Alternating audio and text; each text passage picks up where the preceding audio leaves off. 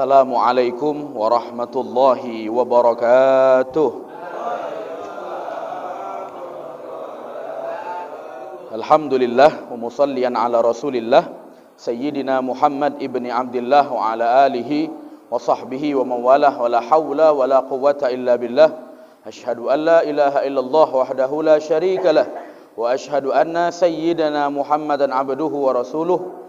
Allahumma la sahla illa ma ja'altahu sahla wa anta ya hayyu ya qayyum taj'alul hazan idza syi'ta sahla. Allahumma rzuqna ikhlasan niyati lillahi ta'ala. Allahumma aghnina bil ilm wa zayyinna bil hilm wa akrimna bit taqwa wa jammilna bil afiyah ya arhamar rahimin. Amma ba'du. Bapak Ibu, orang-orang tua kami, hadirin hadirat semuanya yang hadir pada subuh kali ini, yang insyaallah kita semuanya adalah orang-orang yang dimuliakan oleh Allah Subhanahu wa taala. Bersyukurlah kita kepada Allah atas segenap limpahan rahmatnya, nikmatnya maupun amanahnya. Mari sama-sama kita bersolawat pada baginda Nabi kita, Nabi besar Muhammad sallallahu alaihi wa alihi wa sahbihi wasallam. Kita mohonkan kepada Allah salawat yang kita bacakan ini agar kiranya disampaikan Allah kepada beliau. Dan kita berharap kepada Allah, moga-moga kita semuanya nanti adalah orang yang pantas untuk diberikan syafaat di hari kiamat kelak. Amin, amin. Ya Rabbal Alamin. Kita berharap kepada Allah Subhanahu wa taala, moga-moga dengan berkah mengaji pada subuh kali ini, jikalau ada yang sakit di antara kita, semoga Allah sembuhkan. Yang punya kesulitan ekonomi, Allah lapangkan. Yang punya banyak hajat, Allah kabulkan. Amin ya Rabbal. Bapak Ibu yang dimuliakan oleh Allah Subhanahu wa taala, karena kita pembahasannya hadis, ada salah seorang sahabat nanya kepada Nabi, karena dilihatnya Nabi itu ketika bulan Sya'ban puasanya full. Sehingga dia bertanya kepada Nabi, "Ya Rasulullah, limadza tasum fi yaumi Sya'ban?" Kenapa engkau puasa di bulan Sya'ban, yang mana kulihat puasamu itu lebih serius ketimbang di bulan-bulan lainnya. Kalau Ramadan jelas wajib. Tapi sahabat ini heran, kenapa Nabi Sya'ban kok puasanya banyak? Nah, maka dia nanya ke Nabi, "Ya Rasulullah, kenapa begitu?" Apa jawaban Nabi? "Tilkas syahru yaghfuluhan nas." Bulan Sya'ban itu adalah bulan yang banyak orang lupa. Bulan Sya'ban, kata Nabi, banyak orang lupa. Lupanya gimana maksudnya? Gini, sebelum Sya'ban ada bulan namanya Rajab. Rajab ini sama orang jahiliyah diperhatikan kali. Kenapa? Karena Rajab bulan mulia. Dan bagi orang Arab, bulan Rajab tidak boleh perang. Maka harus bulan normal lah kita bilang. Maka diperhatikan sekali oleh mereka. Kemudian Ramadan itu pun diperhatikan oleh mereka. Kenapa? Ramadan ini adalah bulan pintu gerbang untuk masuk ke musim haji. Karena bulan haji itu kan Syawal, Zulqa'dah, Zulhijjah. Orang zaman dulu berangkat haji dari Syawal udah harus ada. Udah harus berangkat. Kenapa? Karena zaman dulu kan berhari-hari naik onta. Beda sama sekarang. Sekarang sehari dah nyampe Jeddah. Dah nyampe Mekah. Dulu tidak. Maka karena Syawal, Zulqa'dah, Zulhijjah, bulan haji, pintu gerbangnya ya bulan Ramadan. Maka oleh mereka diperhatikan. Tengah-tengah antara Rajab dengan Ramadan namanya bulan Sya'ban. Kata Nabi, banyak orang melupakan bulan itu. Padahal Nabi bilang, "Fiha tu'radul a'mal." Di bulan Sya'ban itulah dilaporkannya amal kita oleh malaikat kepada Allah. Nabi yang bilang. Pertanyaannya gimana maksud laporan itu? Gini, malaikat dalam melaporkan amal, itu ada yang main harian, ada yang mingguan, ada yang bulanan, ada juga tahunan. Ya, ada juga tahunan. Itu mainnya. Loh, maksudnya gini. Untuk harian letaknya di subuh sama di asar. Di subuh sama di asar. Kenapa Nabi yang bilang? Ya, ketika subuh maka malaikat malam itu naik melaporkan amal kepada Allah, sedangkan malaikat yang pagi jaga siang, itu subuh itu dia gantian kerja. Yang malamnya naik melaporkan amal, yang paginya kerja. Maka kata Nabi, fa'aksiru fiha minal a'mal. Perbanyaklah di waktu itu, subuh sampai terbit matahari, suruh perbanyak amal, kata Nabi. Kenapa? Supaya dilihat oleh malaikat malam yang baru mau naik, begitu juga malaikat pagi udah mencatat juga. Nah, maka Nabi bilang, sebaik-baik amalan ba'da subuh adalah bacaan surat Yasin. Oke, dah. Untuk asar sama. Malaikat malam yang gantian kerja, malaikat pagi siangnya itu yang naik untuk melaporkan amal. Maka amalan yang paling elok antara ba'da asar, biasanya ulama kita lihat sesuai dengan hadis Nabi, mengamalkan bacaan surat Al-Waqi'ah. Setelah asar. Jadi begitu, dua waktu ini. Ya, dua waktu ini. Dah, ini kalau bicara harian. Ada mainnya, mingguan, pekanan. Nah, kapan itu? Nabi ketika ditanya, ya Rasulullah, limadza tasum fi yaumil khamis? Kenapa engkau puasa hari Kamis?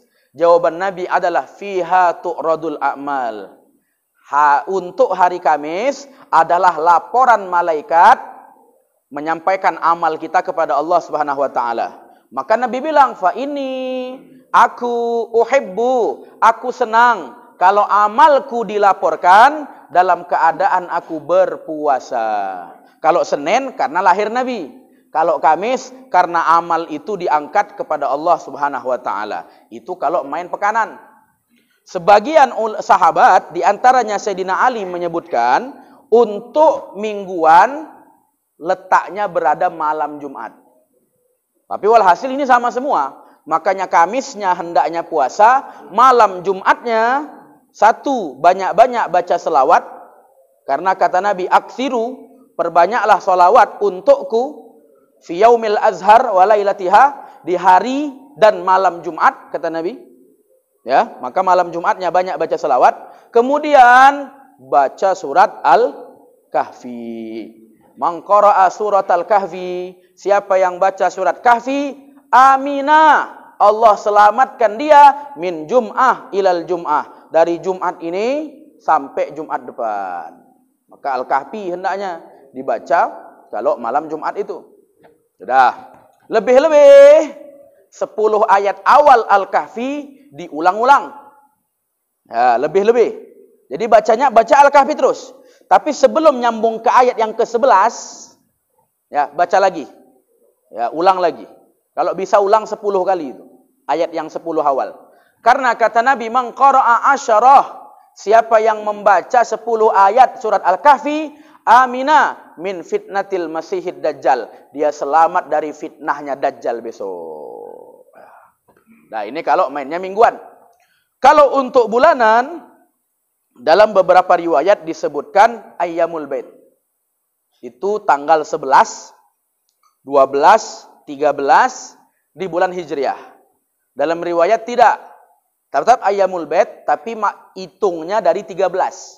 13, 14, 15. Inilah bulan-bulan amal dinaikkan kepada Allah Subhanahu wa taala. Untuk tahunan, maka jawabannya adalah pada malam nisfu Sya'ban. Yang kalau kita lihat jatuhnya Sabtu depan. Ya, Sabtu depan tanggal 24 ya, Sabtu malam Ahad. Ya, malam nisfu Sya'ban. Maka apa jawaban Nabi? Kenapa Nabi berpuasa khususnya di bulan Sya'ban? Karena Nabi jawab bulan Sya'ban, bulan dinaikkannya amal. Maka Nabi bilang, aku senang ketika amalku dilaporkan kepada Allah, aku dalam keadaan berpuasa. Ternyata amal kita dilaporkannya dan diinstalkan kembali itu terjadi pada malam nisfu Sya'ban. Dah. Mari kita urutkan juga keutamaan malam supaya kita tahu ya. Malam paling nomor 1 di dunia ini adalah malam lahirnya Nabi Muhammad sallallahu alaihi wasallam. Itu jelas. Malam lahir Nabi adalah malam paling mulia. Karena kalau bukan diciptakannya Nabi, tidak akan Allah ciptakan alam semesta ini. Yang kedua adalah malam Isra dan Mi'rajnya Nabi. Ya, itu malam terbaik.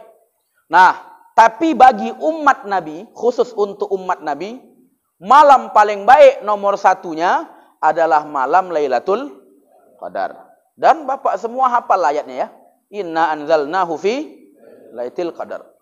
Sesungguhnya kami turunkan Quran di malam Lailatul Qadar. Cuman begini, mengejar Lailatul Qadar itu gampang apa susah? Susah. Kalau ada yang bilang gampang, maka saya jelaskan. Sebagian sahabat, sebagian ulama mengatakan, aku mendapatkan Lailatul Qadar seumur hidupku 2 kali cuman. 2 kali. Bayangkan loh ya, mereka yang kalau Ramadan khatam Quran 3-4 kali seharinya, malamnya pasti i'tikaf, nggak mungkin nggak i'tikaf malamnya. Bukan macam kita. Kita i'tikaf 10 hari terakhir, 10 malam terakhir. Ini enggak, pas i'tikafnya tiap malam. Tapi mereka bilang, aku dapat Lailatul Qadar cuma 2 kali. Ya, cuma 2 kali. Contoh paling gampang. Makanya kalau cuma modal i'tikaf, nggak usah bergaya kali. Dah, coba tengok ayat Quran. Ketika Allah katakan, inna anzalna. Sesungguhnya kami turunkan Quran. Kapan? Ketika malam Lailatul Qadar. Oke. Nuzul Quran. Orang biasanya buat kapan? Malam 17 kan gitu. Ada malam 17 masjid buka i'tikaf? Enggak ada. Enggak ada. Padahal Allah yang bilang, Quran dulu diturunkannya malam Lailatul Qadar. Berarti Lailatul Qadar waktu itu ya bersamaan dengan turunnya Quran. Ya berarti malam 17. Ustadz, tapi kan ada hadis bilang 10 hari terakhir. Hadisnya betul. Cuman bicara Lailatul Qadarnya bukan hanya di 10 hari terakhir. Karena boleh jadi tanggal 17 iya, 19 iya, bahkan malam-malam genap pun iya. Ya. Ustadz, aman Ustadz. Aku kan ada baca kitab Imam Ghazali itu, Ihya. Ada rumusnya. Saya katakan seluruh kitab yang menerangkan tentang kalau Ramadan jatuhnya hari Rabu, nanti malam kesekian Lailatul Qadar. Kan gitu ada ya. Kalau jatuhnya Ramadan hari Kamis, nanti tanggal sekian Lailatul Qadar. Itu bukan rumus. Itu hanya mereka bercerita pengalaman di zaman mereka. Karena kalau kita cek dalam Ihya Imam Ghazali, dalam I'anah Syekh Abu Bakar Asy-Syato, beda lagi orang pengarangnya. Dalam Baijuri Syekh Ibrahim, ya, dalam Mughnil Muhtad atau Bujairami Khatib Asy-Syirbini, itu kalau kita cek lain-lain malamnya. Lain-lain. Ada yang bilang, kalau jatuh Ramadan hari Rabu, maka Lailatul Qadar biasanya malam 21. Di kitab itu. Di kitab yang lain, kalau jatuh malam Rabu, biasanya Lailatul Qadar malam 25. Pilih mana kita? Jadi itu bukan rumus. Itu menceritakan pengalaman mereka.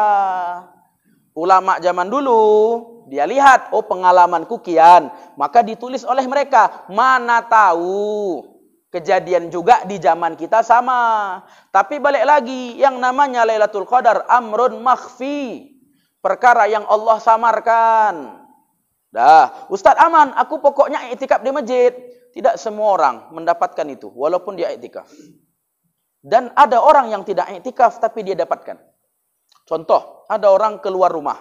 Hendak tujuannya i'tikaf. Tapi walhasil dilarang sama emaknya. Kenapa? Karena emaknya sakit. Siapa nanti yang ngurusi sahur emaknya? Siapa nanti yang ngurusi makan emaknya? Kalau emaknya ke kamar mandi, siapa yang ngurusinya? Dah, Allah tuliskan Lailatul Qadar untuk dia. Belum tentu untuk orang yang di masjid. Jadi balik lagi itu tergantung niat kita. Kalau datang ke masjid, nyari i'tikaf, tujuannya untuk nyari nasi umat. Kayak gitu nggak dapat tuh, jamin lah, jamin. Dah.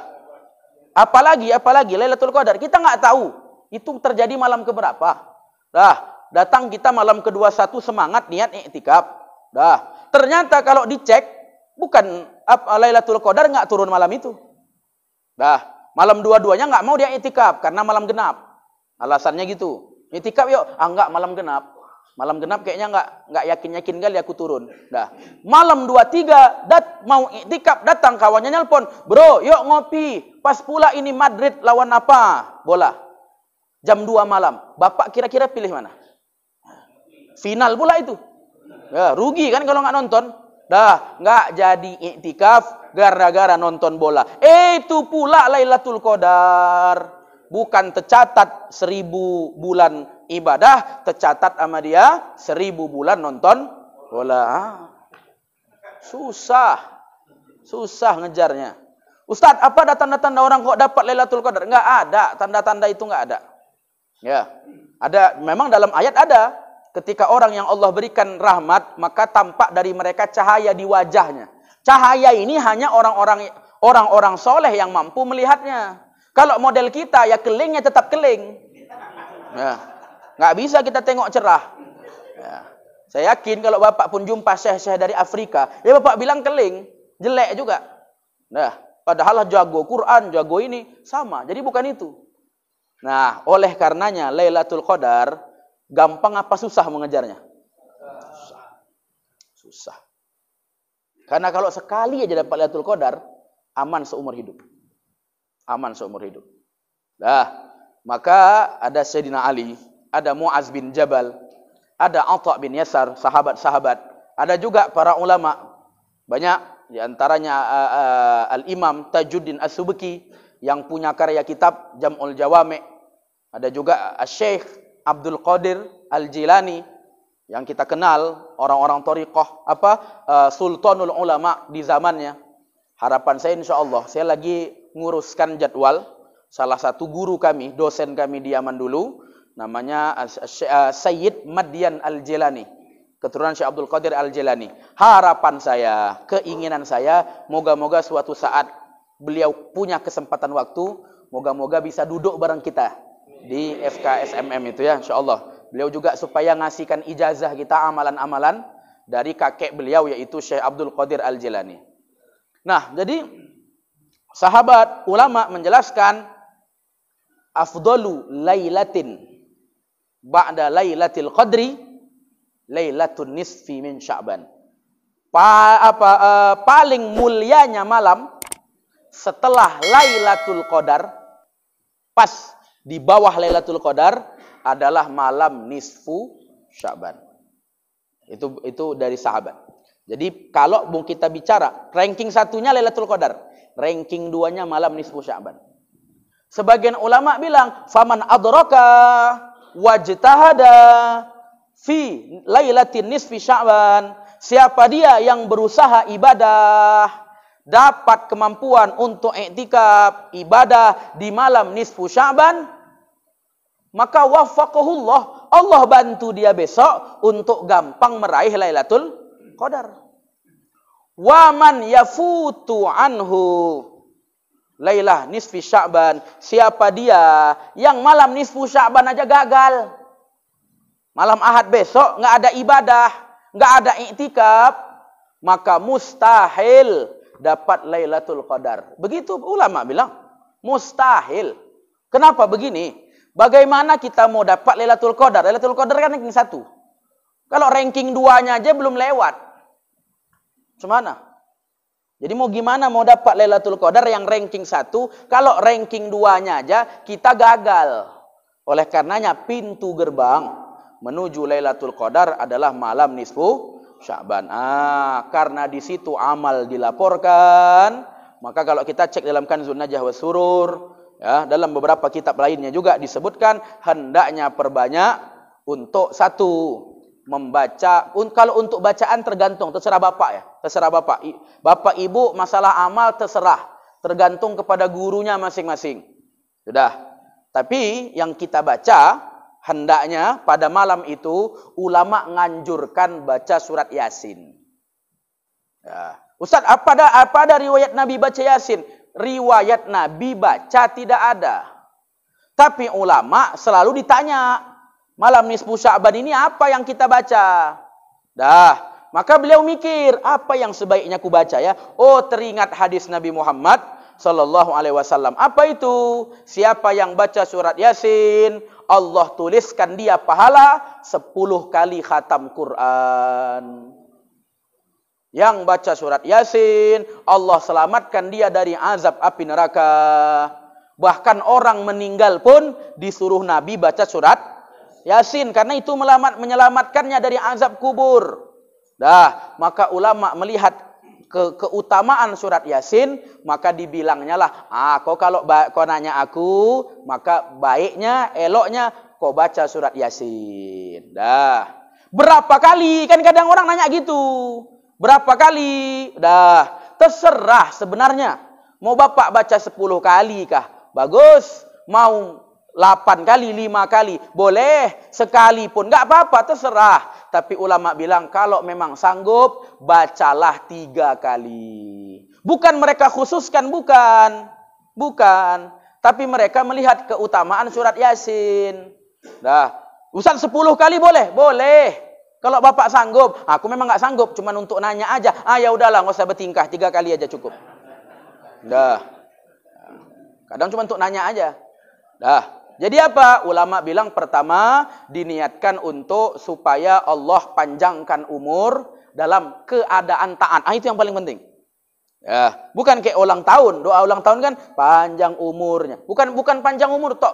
Karena kalau bicara panjang umur dalam hadis Nabi nanya ke sahabat, kau tahu enggak man tawilul umri? Siapa yang dikatakan panjang umur? Sahabat enggak tahu.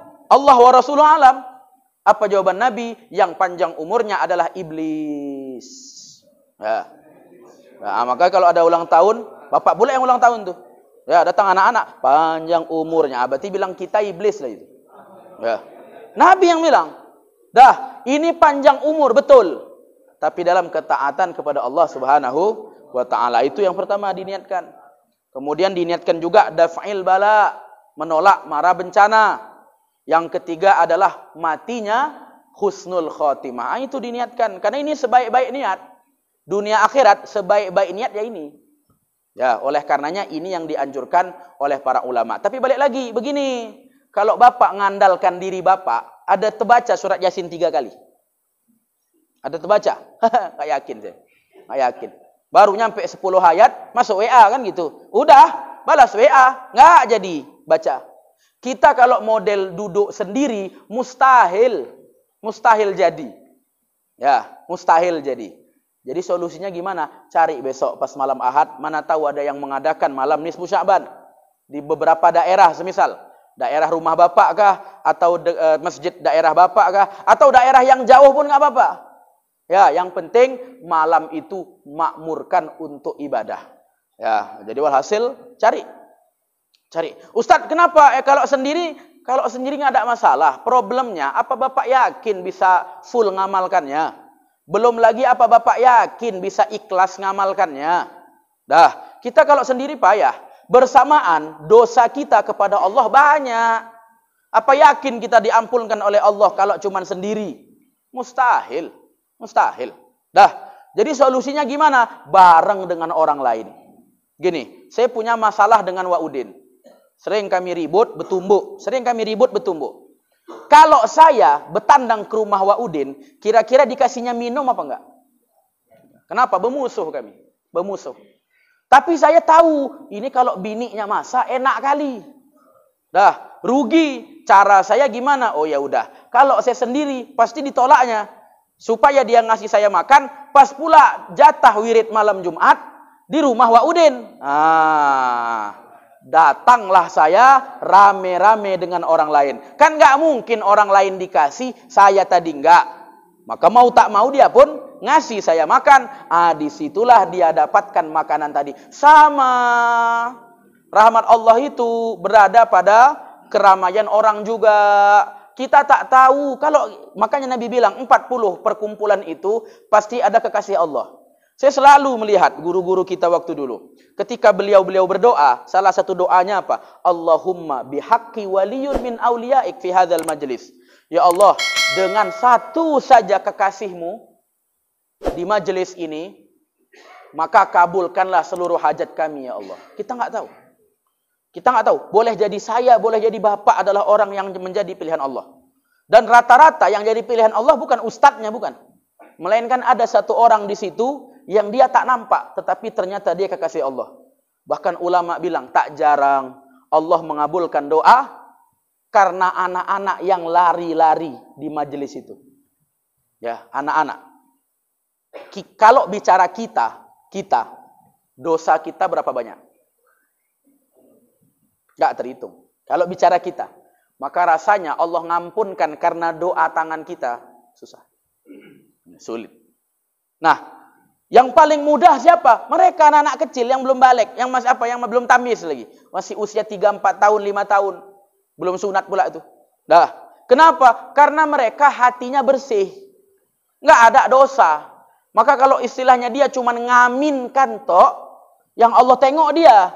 Tapi gara-gara pandangan Allah kepada dia, maka Allah jadikan seluruh hajat kita dikabulkan oleh Allah Subhanahu wa ta'ala. Wallahu a'lam. Saya rasa saya nggak ingin memperpanjang lebar masalah ini, tapi nanti lebih ke arah tanya jawab. Tapi sekali lagi tolong malam nisfu Sya'ban besok dimakmurkan agar Allah Subhanahu wa ta'ala berikan kita amal. Moga-moga Allah tulis kita pahala. Allah tulis kita perbanyak rezeki untuk kita. Allah tuliskan kita mati husnul khatimah. Amin ya rabbal alamin. Allahu a'lam.